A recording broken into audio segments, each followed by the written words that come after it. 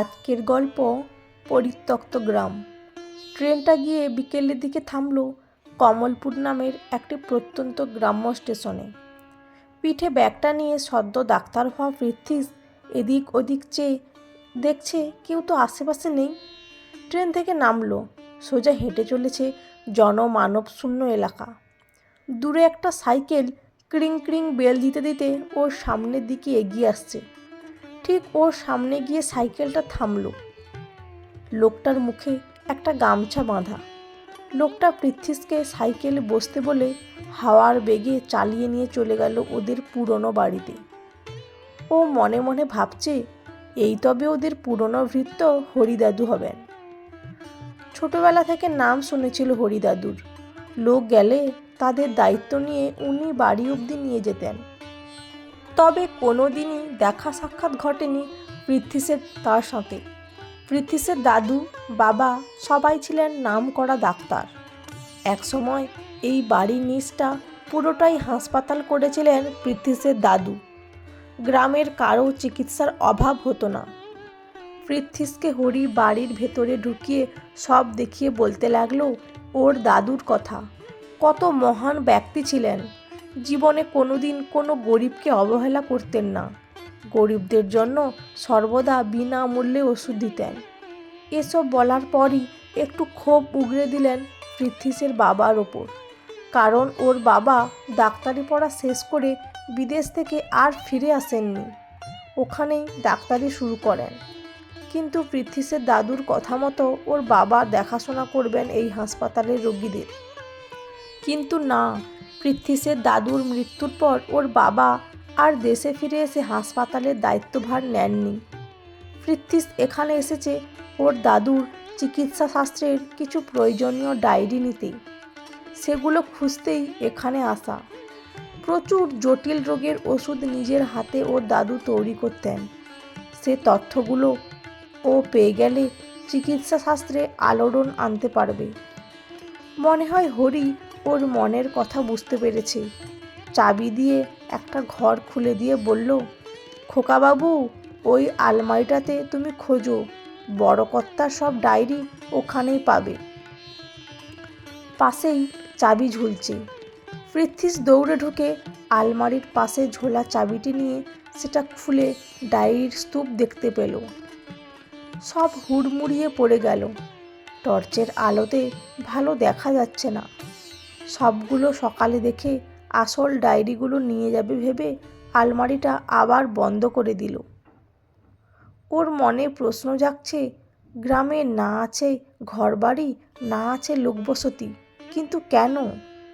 এই গ্রামটা তো একসময় নিশ্চয়ই লোকবসতি ছিল, না তো ওর দাদু হঠাৎ হাসপাতাল বা কেন বানিয়েছিলেন এত বড় করে? সব জটলা পেকে যাচ্ছে ওর। হরিকে জিজ্ঞাসা করেই ফেলল, হরি দাদু, এই গ্রামে আর কোনো লোক দেখছি না কেন?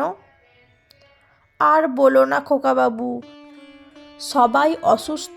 কারোর ঘরে কুপি জ্বালার মতনও শরীরে বল নেই, বাইরে আসবে বা কী করে? সে কি হয়েছে সবার?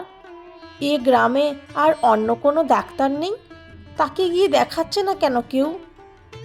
সবার ভরসা ছিলেন তোমার দাদু। তারপর ভেবেছিলাম সবাই তোমার বাবা ভরসা হবেন, কিন্তু না, তিনি তো আর এলেন না। আর কোনো ডাক্তার নেই এই গ্রামে। 5টা গ্রাম ছাড়িয়ে শহর, সেখানে হাসপাতাল আছে। এত দূর অসুস্থ শরীরে যাওয়া সম্ভব নয়। ভ্যান চালক যে যাবে, সেও তো অসুস্থ। কি হয়েছে সবার? কালা জ্বর। কি? কালা জ্বর তো দাদুর আমলের রোগ। এখন তো এসব রোগ টিকাকরণের ফলে আর হয় না। এক রোগ সারা গ্রামের লোকের কি করে হলো? এ রোগ হলে তো সারা গ্রাম উজাড় হয়ে যায় বাবু। আমি দেখতে চাই সবাইকে। এক এক করে কোলপাঁজা করে নিয়ে আসতে পারবে সবাইকে? সবার কথা ছাড়ো তুমি, আমার মুন্নিকে বাঁচিয়ে দাও, তবেই হবে। বলে একটু বাদে কোলে করে 7-8 বছরের একটা অজ্ঞান মেয়েকে নিয়ে এসে হাসপাতালের একটা বেডে শোয়ালো। সাথে সাথে কত মানুষের গলা, ডাক্তারবাবু বাঁচান বলে পাল পাল লোক যেন হাসপাতাল চত্বর ঘিরে ফেলেছে। পৃথ্বীশ দেখছে হরির মেয়েটার গা কি ঠান্ডা, যেন বরফ। নাড়ি টিপে বুঝলো এ বেশ কয়েকদিন আগেই মারা গেছে। কি বলবে হরিদাদুকে বুঝতে পারছে না। হরি চোখের জল মুছে বলল, আর নেই। পৃথ্বীশ কি উত্তর দেবে বুড়ো মানুষটাকে বুঝতে পারছে না। টর্চের আলোটা হরির ওপর এক ঝলক পড়তেই হরির কষ্ট হচ্ছে। সঙ্গে সঙ্গেই বলে উঠল, সরাও আলো, দীর্ঘদিন অন্ধকারে থেকে এটাই অভ্যেস হয়ে গেছে। পৃথ্বীশ যে এক ঝলক হরিকে দেখল, তাতে হরিকে বেশ ইয়ং দেখাচ্ছে দেখল। সব গুলিয়ে যাচ্ছে ওর। কেমন মাথার ভেতরটা করছে পৃথ্বীশের, অজ্ঞান হয়ে গেল সে। সকালে তাকিয়ে দেখছে সারা ঘরে বেড, তারই একটা বেডে ও শুয়ে। ধুড়মুড়িয়ে উঠল। কত হরিদাদু হরিদাদু বলে ডাকলো, কারোর সাড়া পেল না। পরিত্যক্ত বেড বিশিষ্ট ঘরটা ধুলো মাকড়সার জালে ভর্তি। চারিদিকে কাগজপত্র ঠোঙ্গা ছড়ানো। জানালার কাঁচগুলো বেশিরভাগই ভাঙা।